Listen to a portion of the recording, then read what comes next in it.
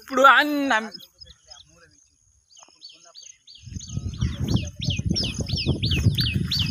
9 acres land nearby Ramananda trust, Ramananda Shivashakti trust, Sahasra venture. మొత్తం totally red sand venture. ఇది clear title property.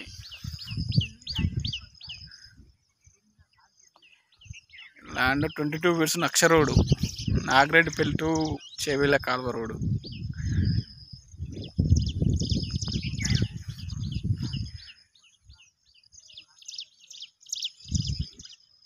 Clear title property.